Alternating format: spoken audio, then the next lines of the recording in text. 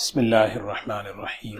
الحمد لله نحمده ونستعينه ونستغفره ونؤمن به ونتوكل عليه ونعوذ بالله من شرور أنفسنا ومن سيئات أعمالنا من يهده الله فلا مضل له ومن يضلله فلا هادي له ونشهد أن لا إله إلا الله وحده لا شريك له ونشهد أن سيدنا وحبيبنا ونبينا مولانا محمدا عبده ورسوله صلى الله تبارك وتعالى عليه وسلم. أما بعد فأعوذ بالله من الشيطان الرجيم. بسم الله الرحمن الرحيم. لقد كان لكم في رسول الله أسوة حسنة لمن كان يرجو الله واليوم الآخر وذكر الله كثيرا. وقال الله سبحانه وتعالى: قل إن كنتم تحبون الله فاتبعوني يحببكم الله ويغفر لكم ذنوبكم واللہ غفور الرحیم. صدق اللہ العظیم. قابل احترام بزرگ و دوستوں، نبی کریم صلی اللہ علیہ وسلم کی مبارک سیرت میں، آپ کی مبارک زندگی میں اللہ کے دین کی نسبت پر اللہ کے دین کو پہنچانے کے لیے آپ کو سخت سے سخت تکلیفیں، مشقتیں آپ نے اٹھائی ہیں. آپ خود فرمایا کرتے تھے: اوذیت فی اللہ ما لم یؤذ احد، اوذیت فی اللہ ما لم یؤذ احد. جتنی ایذائیں، جتنی تکلیفیں مجھے دی گئی، کسی کو اتنی نہیں دی گئی، اور جتنا مجھے ڈرایا گیا، کسی کو اتنا نہیں ڈرایا گیا. یہ تمام نبیوں کے ساتھ یہ سلسلہ رہا. خاص طور پر حضور اکرم صلی اللہ علیہ وسلم کے ساتھ جتنی ایذائیں ہیں، اس میں جو سب سے سخت اذیت، سب سے سخت جو تکلیف آپ کو جس چیز سے پہنچی ہے، وہ اس واقعے سے پہنچی ہے. وہ واقعہ ہے، اس کو حدیث میں واقعہ افک کہا جاتا ہے. جتنی ایذائیں، چاہے احد میں ہو، چاہے طائف کے میدان میں ہو، چاہے مکے کی 13 سالہ زندگی میں ہو، پوری سیرت میں 23 سال میں آپ کو اتنی ایذا جو ہے نا، جو پہنچائی گئی، اس میں سب سے سخت ترین جو ایذا ہے، سب سے سخت ترین جو آپ کو جو تکلیف پہنچی، کیونکہ ساری چیزیں جسمانی طور پر ہوا کرتی تھیں. کسی نے آپ کو برا کہا، کسی نے آپ پر جو ہے نعوذ باللہ کچھ ڈال دیا، پتھر پھینک دیے طائف میں، احد میں آپ کے دندان مبارک شہید ہوئے، یہ ساری چیزیں. لیکن اس واقعے میں آپ کو روحانی اذیت دی، آپ کو جو ہے نا، آپ کے قلب مبارک کو جو ہے نا تکلیف دی. اس موقع پر حضور اکرم صلی اللہ علیہ وسلم نے کیا کیا؟ آپ نے اس واقعے کو، اس اذیت کو کیسے برداشت کیا، اور آپ نے اس موقع پر کیا عمل پیش کیا، یہ ہم سب کے لیے ایک نمونہ ہے. کیونکہ یہ واقعہ صرف اس دور کے لیے نہیں ہے، اللہ تعالیٰ نے قیامت تک کے لیے اس میں ایک نصیحت رکھی ہے. ہم اپنے گھروں میں، اپنے خاندان میں، اپنے ساتھیوں کے ساتھ جب رہتے ہیں تو مختلف قسم کی تکلیفیں پہنچتی ہیں. بعض مرتبہ تکلیف کی حد اس طرح ہوتی ہے کہ آدمی کے دل کو، آدمی کے جو ہے نفس کو، اس کی عزت کو جو ہے نا ٹھیس پہنچ جاتی ہے. اس موقع پر ہمیں کیا کرنا چاہیے، کیسے اپنے آپ کو سنبھالنا چاہیے، اپنے ماحول کو، اپنے تعلقات کو، اپنے رشتوں کو کیسے باقی رکھنا چاہیے، وہ سکھایا ہے رسول اللہ صلی اللہ علیہ وسلم نے. آپ نے واقعہ سنا ہے، قرآن پاک میں بھی، حدیث کی کتابوں میں بھی واقعہ ہے. اللہ کے رسول صلی اللہ علیہ وسلم ایک غزوے سے واپس تشریف لا رہے تھے تو رات میں آپ نے ایک جگہ قیام فرمایا. صحابہ اپنی اپنی ضرورتوں کے لیے چلے. حضرت عائشہ رضی اللہ تعالی عنہ خود فرماتی ہیں کہ میں اللہ کے رسول صلی اللہ علیہ وسلم کو اطلاع دیے بغیر میں اپنی حاجت پوری کرنے کے لیے چلی گئی. اور یہاں پر یہ ہوا کہ صحابہ اپنی اپنی ضرورتوں سے فارغ ہو گئے. اللہ کے رسول صلی اللہ علیہ وسلم نے حکم دیا کہ اب سفر شروع کریں. جو ہودج جو ہوتا ہے، ڈولی جسے کہتے ہیں، حضرت عائشہ رضی اللہ تعالیٰ عنہ اس میں بیٹھا کرتی تھی.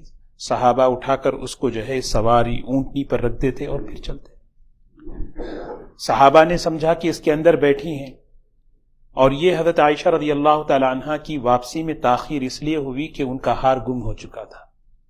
خود فرماتی ہیں میرا ہار ہوتا تو کوئی بات نہیں تھا، میں نے اپنی بہن اسما سے عاریتاً امانتاً لیا تھا، مجھے فکر تھی کہ امانت ہے، اس کو جو ہے مجھے پہنچانا ہے۔ وہ ڈھونڈتے ڈھونڈتے ایسا وقت گزرا کہ قافلہ نکل گیا، اور پھر جب وہ پہنچی اس جگہ پر تو وہاں کوئی نہیں تھا۔ حضرت عائشہ رضی اللہ تعالی عنہ نے انا للہ پڑھی، بڑی سمجھدار، بڑی فہیم، بڑی ذکی، بڑی یعنی عقل مند، اس امت کی عالمہ فاضلہ، ان کے القاب محدثین بیان کرتے ہیں عفیفہ کائنات تھی، اللہ کے رسول صلی اللہ علیہ وسلم کی بڑی محبوبہ تھی۔ وہ اتنی سمجھدار کے بجائے ادھر ادھر تلاش کرنے کے، آج کی طرح روڈ نہیں تھے کہ بھئی کہ پتہ چلے کہ یہ ڈائریکشن ادھر طرف جاتا ہے، یہ اس طرف ہے، وہیں پہ بیٹھ گئیں، آگے چل کر جب پتہ چلے گا تو آپ یہیں پہ آئیں گے۔ اور اس زمانے کے سفر ایسے ہی ہوتے تھے کہ 70-80 کلومیٹر جو ہے 3 دن میں سفر کرتے تھے، ہر تھوڑی دیر بعد رکتے، اپنی ضرورتیں پوری کرتے، نماز پڑھتے، پھر تو ایسے سفر ہوا کرتے تھے۔ تو حضور اکرم صلی اللہ علیہ وسلم نے، آپ تو نکل چکے تھے، اب حضرت عائشہ رضی اللہ تعالیٰ عنہ وہاں پہ اکیلی بیٹھی ہیں۔ ایک صحابی تھے صفوان ابن معطل رضی اللہ تعالیٰ عنہ، انہوں نے دیکھا، ان کی ذمہ داری تھی کہ قافلہ جب نکل جاتا تو لوگوں کی جو چیزیں چھوٹی ہوئی ہوتی تھیں اس زمانے میں، کسی کی رسی، کسی کا ڈول، کسی کا برتن، کسی کا پیالہ، وہی سامان ہوا کرتے تھے، اس کو لے کر سمیٹ کر وہ پہنچتے تھے قافلے۔ وہ سامان پورا سمیٹ رہے تھے تو دیکھا کہ کوئی خاتون بیٹھی ہیں، آگے بڑھ کر دیکھا تو سیدہ عائشہ رضی اللہ تعالیٰ عنہ بیٹھی، ام المؤمنین۔ انا للہ و انا الیہ راجعون پڑھا، فوراً سمجھ گئی حضرت عائشہ رضی اللہ تعالیٰ عنہ۔ انہوں نے اپنی اونٹنی کو آگے کیا، حضرت عائشہ اس پر بیٹھ گئیں اور وہ لے کر پہنچے حضور صلی اللہ علیہ وسلم کے پاس۔ جس وقت حضرت صفوان اور حضرت عائشہ رضی اللہ تعالیٰ عنہ آ رہے تھے، اس وقت جو ہے اس قافلے میں حضور صلی اللہ علیہ وسلم کے ساتھ کچھ منافقین بھی تھے۔ منافقین کی عادت تھی کہ وہ جو ہے ایسے غزوات میں شامل ہو جاتے جہاں جو ہے مال غنیمت زیادہ ملنے کے امکان ہوتے تھے اور لڑائی وغیرہ کم ہونے کے چانسز ہوتے تھے۔ اس غزوے میں ایسے ہی تھا۔ انہوں نے دیکھا، دیکھ کر جو ہے اس چیز کو ایسے اچھالا اور ایسے اس چیز کو جو ہے یعنی ایسے تبصرے کرنے لگے حضرت عائشہ رضی اللہ تعالی عنہ کی شان میں۔ اصل میں عائشہ رضی اللہ تعالی عنہ کے بارے میں کیا کہیں، وہ تو حضور صلی اللہ علیہ وسلم کو اذیت دینا چاہتے تھے۔ اسلام پھیلتا جا رہا تھا، قبیلے کے قبیلے اسلام میں داخل ہو رہے تھے، منافقین پر یہ بات بہت بوجھ ہو رہی تھی، کس طرح سے آپ کی شخصیت کو مجروح کیا جائے، کس طرح آپ کی شخصیت کو نعوذ باللہ بدنام کیا جائے، منافقین کی ایک پوری سازش ہو رہی تھی۔ تو وہ ان کے لیے ایک بہترین موقع ملا، انہوں نے جو ہے نا اس چیز کو پروپیگنڈا شروع کر دیا، باتوں بات، اور اس میں سب سے بڑا جو حصہ تھا گزشتہ جمعہ جس کے بارے میں نے کہا تھا، عبداللہ ابن ابی تھا۔ روایت میں آتا ہے اس کا طریقہ کیسے تھا، وہ یہ نہیں کہتا تھا کہ وہ ایسے ہیں وہ ایسے ہیں، اس کا یہ طریقہ نہیں تھا۔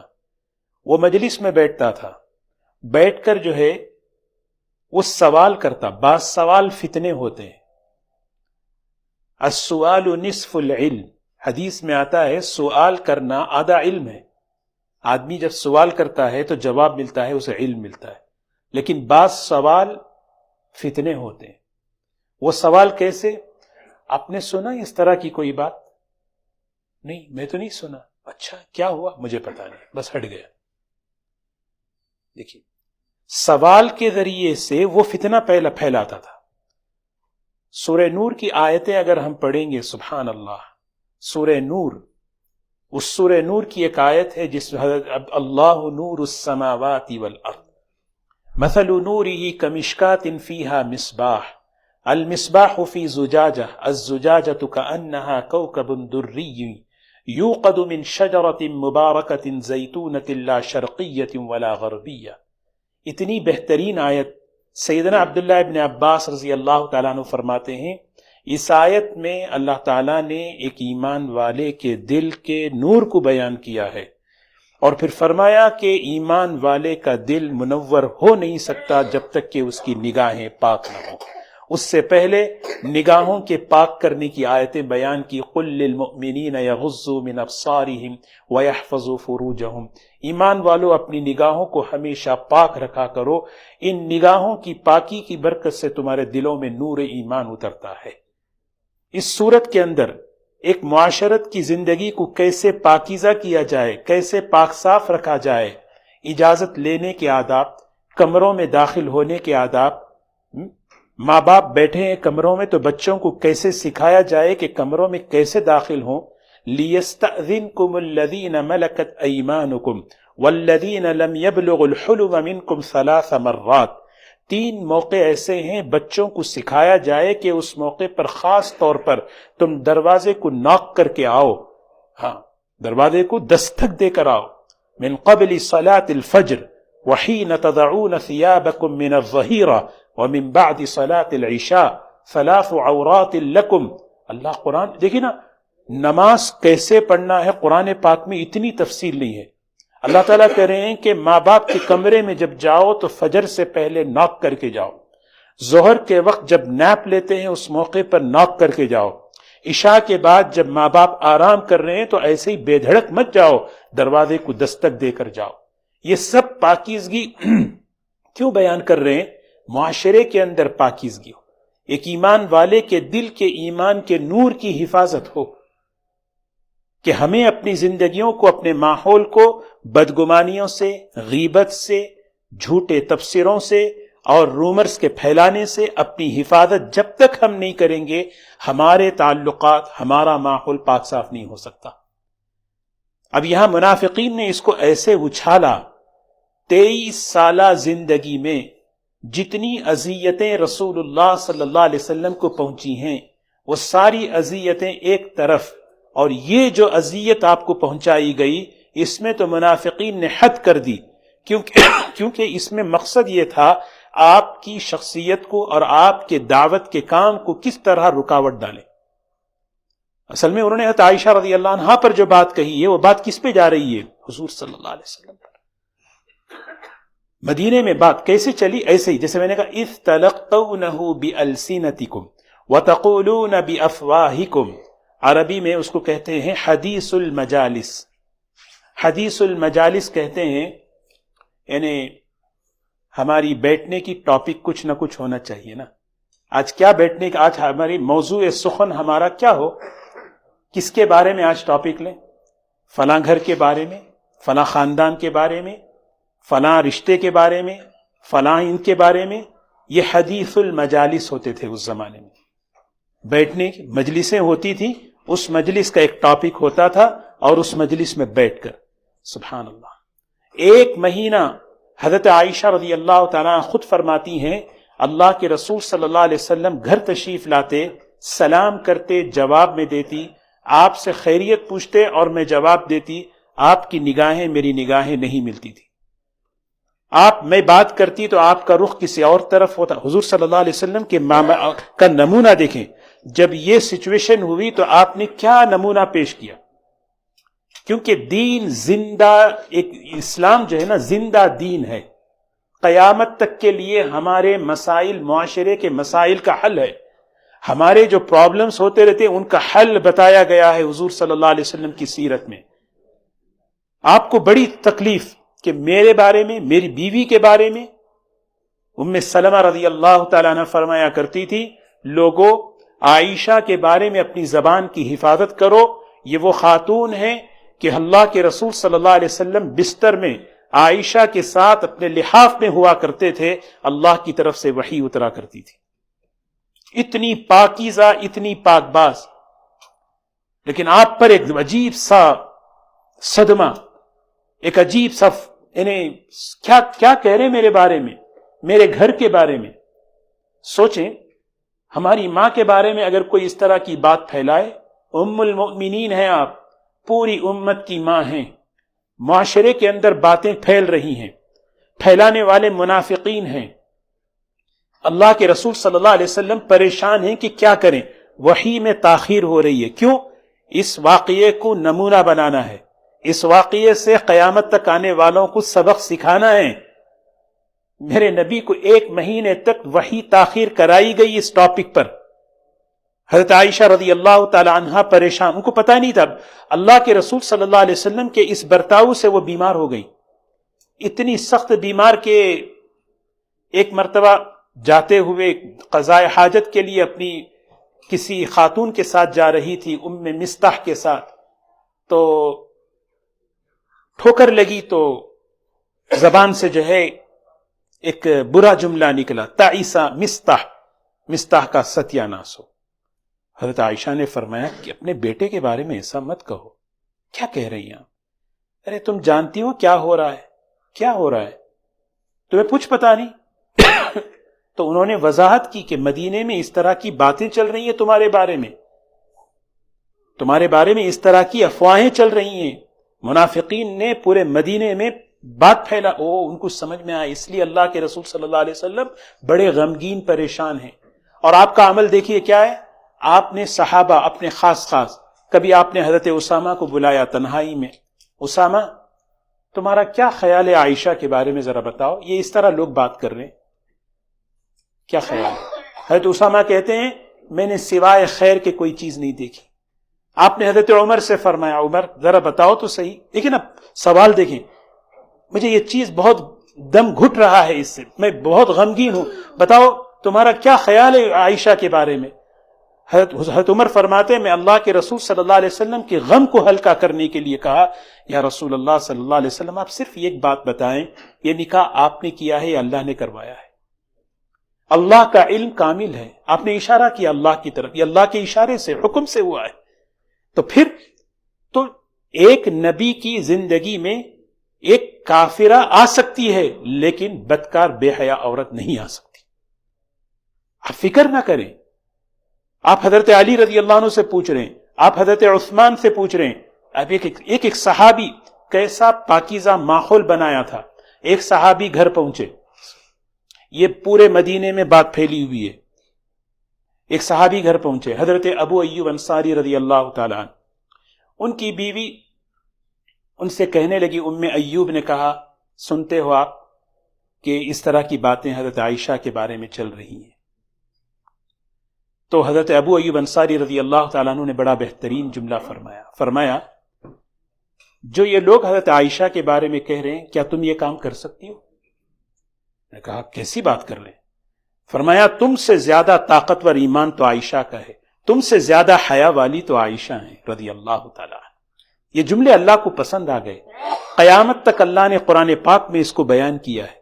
دیکھو ایسا معاشرہ بناؤ، ایسا ماحول بناؤ، جب تمہارے بارے میں یا تمہارے کسی کے بارے میں جب باتیں پھیلائی جائیں، یہ نفاق ہے. منافق کیا کرتا ہے؟ اذا جاءہم امر من الامن او الخوف اذاعوا به، پھیلاتا ہے وہ بات، بس پھیلانا. ایسا پھیلاؤ کہ ایک ابھی لاسٹ ویک جو ہے نا ایک واٹس ایپ پہ ایک جو ہے نا ایک حدیث آئی، بڑی اچھی حدیث، اور اس کے نیچے مسلم شریف اور نمبر بھی تھا. ہمارے ساتھی تھے، میں نے بولا یار یہ تو جو ہے، میں چاہے چیک کیا، پھر میں نے بتایا یہ آج کل اتنی اتھینٹک جو ہے نا چیزیں آ رہی ہیں. آمین کہیں، اللہ تعالیٰ یہ ہمیں فارورڈ کرنے کی بیماری سے اللہ ہماری حفاظت فرمائے. جی ہم نہیں جانتے اس کے بارے میں جو کتنی بڑی خطرناک. بھیجنے والا حدیث لکھ رہا ہے، مسلم شریف کی نام لکھ رہا ہے، نمبر لکھ رہا ہے اور بھیج رہا ہے، حالانکہ کوئی اس کا تعلق نہ کتاب سے ہے نہ حدیث سے. کیا کرتے ہیں ہم؟ یہ نفاق ہے، نفاق. قرآن کہہ رہا ہے اذاعوا به ولو ردوه الى الرسول والى اولي الامر منهم لعلمه الذين يستنبطونه منهم ولولا فضل الله عليكم ورحمته لاتبعتم الشيطان الا قليلا. جس پر اللہ کا فضل ہوتا ہے شیطان کے ان چیزوں سے وہ بچتا ہے. یہ شیطانی حرکتیں ہیں، جو سنا وہ بھیجا، جو آیا وہ بھاگے کیا. یہی تو ہوا. عبداللہ ابن ابی نے جو ہے بات کیسے پھیلائی، میں نے بھی کہا، سوال کرتا مجمع میں جا کے، سنا آپ نے کس کے بارے میں؟ ان کے نہیں. اچھا میں ایسے ہی سن رہا تھا اس لیے میں تمہیں پتا ہے سمجھ، میں کنفرم کرنا چاہ رہا. اس طرح حالانکہ وہ سردار ہے، سردار. اللہ نے قرآن اتارا، ان الذین جاءوا بالافک عصبۃ منکم لا تحسبوہ شرا لکم. کچھ ہی لوگ جو ہے نا یہ پروپیگنڈا لے کے آئے ہیں, کچھ ہی لوگ, عصبہ کہتے ہیں بہت کم لوگ, ہاں عصبۃ من, یہ پروپیگنڈا لے کر آئے اور لاتے رہیں گے قیامت تک اپنے ماحول میں, اپنے معاشرے کے اندر. لا تحسبوہ شرا لکم, ایک بات یاد رکھو, غم نہ کرو, ہاں دل پر بوجھ نہ لو, اس کو جو ہے نا بری چیز مت سمجھو. تمہارے بارے میں رومرز پھیلا رہے, تمہارے بارے میں برا بھرا کہا جا رہا ہے, لا تحسبوہ شرا لکم بل هو خیر لکم, اللہ اس میں سے خیر نکالیں گے, اللہ اس میں سے تمہارے لیے برکتیں نکالیں گے. اللہ ہے, کیونکہ تمہارا اللہ کے ساتھ معاملہ صحیح ہے, تمہارا اللہ کے ساتھ معاملہ صحیح ہے. جو پیچھے بک رہا ہے بکنے دو, آپ اپنے مصروف ہو جاؤ کسی کام میں. آپ کیوں اس چیز کو لیے بیٹھے ہیں, اس نے ایسا کہا, اس نے ایسا کہا, اچھا اس نے ایسا کہا, کیا کیا کیا خیر نکلے گا اس میں؟ سب سے بڑا خیر یہ نکلے گا کہ وہ جو غیبت ہو رہی ہے اس کی نیکیاں اللہ ہمارے اکاؤنٹ میں لائیں گے. ڈائریکٹ ڈپازٹ فارم فل اپ ہو رہا ہے, اور اللہ ہمارے درجات بلند کریں گے. پیچھے سے کوئی آدمی غیبت کرے گا, کیونکہ غائبانہ دعا سب سے طاقتور ہے, اور غائبانہ بری بات کہنا یہ سب سے بدترین چیز ہے. اللہ کو ایسا ماحول پسند نہیں ہے. اللہ کون سا ماحول دیکھنا پسند کرتے ہیں, کون سا معاشرہ دیکھنا پسند کرتے ہیں؟ ایک بھائی اپنے بھائی کے لیے غائبانہ دعا کرے, ایک بھائی اپنے بھائی کے لیے غائبانہ غیبت نہ کرے, یہ معاشرہ دیکھنا پسند نہیں کرتے. اور اللہ کیا کریں؟ لِكُلِّ امْرِئٍ مِّنْهُمْ مَا اكْتَسَبَ مِنَ الْإِثْمِ, ہر آدمی کمائے گا جتنا اس میں انویسٹ کرے گا. جب یہ چیزیں پھیلتی ہیں, تین قسم کے لوگ ہوتے ہیں. ایک وہ لوگ ہیں جو کچھ نہیں کہتے, خاموش ہوتے ہیں, یہ بھی غلط ہے. دوسرے وہ لوگ ہیں جو زبان سے کچھ نہیں کہتے, دل میں بدگمان ہو جاتے ہیں, یہ بھی خطرناک ہے. تیسرے بدگمانی کے ساتھ زبان بھی ان کی چلتی ہے. اس قرآن پاک کے اس رکوع میں آپ تفسیر دیکھیں, تینوں قسموں کو بیان کیا. جب آپ کے سامنے کوئی شخص آ کر کسی کے بارے میں کہے, آپ نے سنا اس کا, تو فوراً آپ کہنا چاہیے کہ یہ جھوٹ ہے. ھذا بہتان عظیم لولا اذ سمعتموه ظن المؤمنون والمؤمنات بانفسهم خیرا. سبحان اللہ. دیکھو نا, اللہ تعالیٰ یہ کہتے کہ یہ ماحول بنانا چاہ رہے ہیں اللہ تعالیٰ, ظن المؤمنون والمؤمنات بانفسهم خیرا. میں چاہتا ہوں کہ تمہارے آپس کے گمان اچھے رہیں, تمہارے آپس کے ایک دوسرے کے ساتھ گمان اچھے رہیں, بدگمانی کا ماحول نہ رہے. ایسا کیوں نہیں کرے تم, کیوں نہیں کرے؟ خاموش جو ہو گئے وہ بھی غلط, کہنا چاہیے تھا ھذا افک مبین. کتنی بڑی سزا ہے معلوم, ماحول گندا ہو رہا ہے اس چیز سے. اللہ تعالیٰ کہتے ہیں اچھا کسی نے اگر کوئی چیز اگر اس طرح سے سنی یا دیکھی, لاؤ 4 گواہ. کیونکہ اگر 4 گواہ نہیں ہے نا, منہ بند کر کے بیٹھنا چاہیے. لولا جاءوا علیہ باربعۃ شہداء, لاؤ 4 گواہ اس چیز پر. کسی چاند پر 2 گواہ ہیں دوستو, 2 گواہ چاند پر پوری دنیا عید کرتی ہے, لیکن ایک مسلمان کی عزت کتنی بڑی ہے, اس کی عزت کی حفاظت کے لیے 4 گواہ پوچھ رہے ہیں. 4 گواہ پوچھ رہے ہیں, 4 گواہ لاؤ. کس چیز میں؟ چاند کے لیے 2 گواہ اور اس کے لیے 4 گواہ. سوچے ایک مسلمان کی عزت کتنی پیاری ہے. اللہ تعالیٰ کہہ رہے لولا جاءوا علیہ باربعۃ شہداء. پھر اگلی آیت دیکھیں, ولولا فضل اللہ علیکم ورحمتہ لمسکم فیما افضتم فیہ عذاب عظیم. فضل ہے سمجھو اللہ کا, جس پر اللہ کا فضل ہوتا ہے وہ ان چیزوں سے اپنے آپ کی حفاظت کرتا ہے. اگر اللہ کا فضل نہ ہوتا, یہ گندگی میں ہم بھی مبتلا ہو جاتے. یہ گندگی ہے, ایک دوسرے کی باتیں کرنا, ایک دوسرے کی عزت پر اچھالنا, ایک دوسرے کے خلاف بات کرنا, یہ ماحول گندا ہوتا ہے. آگے پھر فرمایا لولا اذ سمعتموه قلتم ما يكون لنا ان نتكلم بهذا سبحانك هذا بهتان عظیم. یہ حضرت ابو ایوب انصاری رضی اللہ تعالیٰ عنہ کی تعریف ہو رہی. جو کام انہوں نے کیا ہم بھی وہ کام کریں. جانتے ہو کیسے یہ رومرز پھیلتے ہیں؟ اذ تلقونه بألسنتكم وتقولون بأفواهكم ما ليس لكم به علم وتحسبونه هينا. اللہ تعالیٰ وَتَحْسَبُونَهُ هَيِّنًا, تم اس کو بہت ایزی سمجھتے ہیں. کھانے میں بیٹھے ہیں, کھانا بھی کھا رہے ہیں اور مومن کا گوشت بھی کھا رہے ہیں. اتنا ایزی ہے. وَتَحْسَبُونَهُ هَيِّنًا وَهُوَ عِندَ اللَّهِ عَظِيمٌ، یہ عمل اللہ کے نزدیک بہت بڑا ہے، بہت بڑے گناہ، کیونکہ مومن اس سے ماحول گندا ہوتا ہے، اس سے ماحول معاشرہ خراب ہوتا ہے۔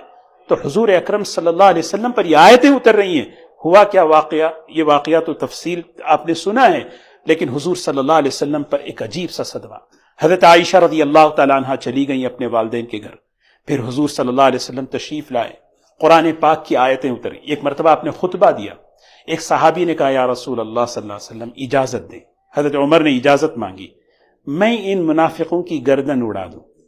کیا بہترین بات آپ نے کہی، آپ نے فرمایا جس چیز کا میرے پاس علم نہیں میں کیسے تمہیں بتا سکتا ہوں، جس چیز کا میرے پاس علم نہیں۔ ہمارے پاس تو چھٹی حص کام کرتی ہے، عجیب فراست ہے نا، ہم جو ہے نا کسی کو دیکھ کے کہتے ہیں ہاں یہ ہے، ہمارا تو جو ہے عجیب سی فراست منتقل ہے۔